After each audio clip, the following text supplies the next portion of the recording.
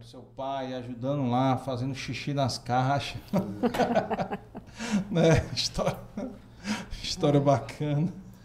Uma coisa legal, viu, Carlos? Você falou, né? Interessante, né? Cada geração, assim, é difícil você falar o que seria, por exemplo, no meu caso, se eu tivesse nascido dessa geração. Não tem como falar, né? É impossível, né? Mas, assim, a minha criação ainda na época, né? E olha que, assim, como eu sou o mais novo, eu já nasci no Zé Valdo, meu pai tinha casa própria. Quando as meninas nasceram, eu morava na Barra do Ceará. A situação ainda era pior, né? Mas eu, por exemplo, eu lembro quando o Iguatemi inaugurou, meu pai dizia, pô, o que você quer de presente de aniversário? Era ir no Iguatemi comer pizza e voltar, achando bom. Passava o ano todinho esperando. No máximo, ele dava uma fichinhazinha do fliperama e pra achar bom. Passava o ano esperando pra jantar naquela Showpizza. Showpizza. No Iguatemi. Então, assim, naquela época as coisas eram muito diferentes, né? Não tinha internet, não tinha tudo. Então, assim, meu pai sempre foi muito rigoroso com a gente de cobrar. Ele deu uma escola boa, cobrava nota boa, né? Cobrava que a gente estudasse. Mas sempre deu muito exemplo na questão do trabalho, né? Ele veio de uma família de 9 irmãos, muito, muito humilde, que trabalhou muito para conseguir as coisas. Então, assim, a gente vendo aquilo, eu nessa época aí, apesar de adolescente, quantas vezes eu deixei de brincar e de fazer coisas porque eu tava na empresa, trabalhava, sei lá, 40, 50 horas por semana. E tinha época aí que eu fazia inglês de manhã, 7 horas da manhã. Ia pra empresa, trabalhava o dia todo. Fazia faculdade de noite, voltava de manhã. Então, assim, né? Isso sempre foi um exemplo. Meu pai ali do lado. Acordava cedo, era o primeiro a chegar na empresa e era o último a sair. Era o primeiro a chegar e era o último a sair. Então, a gente via aquilo, não tinha como ser diferente. Né? Então, assim, sempre, muito, até hoje. Você falou aí né, do processo de transição que nunca acaba, mas assim, meu pai, assim, ele vai trabalhar até o último dia dele.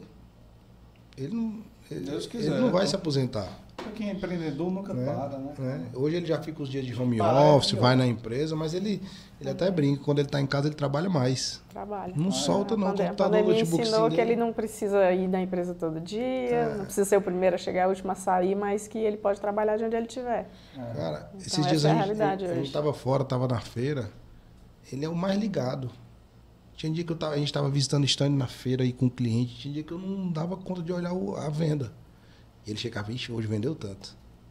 Ele sabe tudo, ele acompanha o comercial, assim, na parte de venda, né? Como ele trabalha com compra, mas ele não larga, não, entendeu? E pra gente é muito bom, né? Porque o que aconteceu? Meu pai sabia comprar e sabia negociar. Ele é o comerciante nativo, né? Mas ele tinha dificuldade com gestão, né? Ele tinha dificuldade com outras áreas, que foram as áreas que eu fui assumindo. Durante muito tempo eu tive que fazer financeiro. E até gostei durante muito tempo porque eu aprendi. Mas quando a Luciana chegou, eu já estava por aqui, porque minha mãe fazia só operação, tesouraria, receber dinheiro e cheque, né, processo de caixa mesmo. E aí, assim, eu não dava conta de fazer tudo. Outras áreas da empresa precisando de suporte comercial, logística, a gente tinha muito problema de logística na época. E eu tinha que ficar ali fazendo pagamento, operando banco, porque eu não tinha ninguém para passar. Meu pai não tinha tempo, aí sobrava para mim. E aí quando a Luciana chegou, que ela pegou o basicão da tesouraria com minha mãe, eu comecei a passar o financeiro para ela. É tanto que assim, do processo, depois até na época da sede nova, que eu me dediquei muito a acompanhar a obra, foram 2 anos de obra.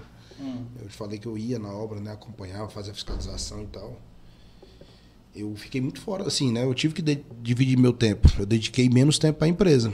Foi na época que eu passei a parte do financeiro e aí me deu um fôlego, né? A tua mãe ainda vai para lá? Não, na verdade, muitas coisas que eram feitas por ela, a gente começou a mudar e automatizar. Por exemplo, essa parte do recebimento do dinheiro no caminhão, coisa que não existe mais há muitos anos.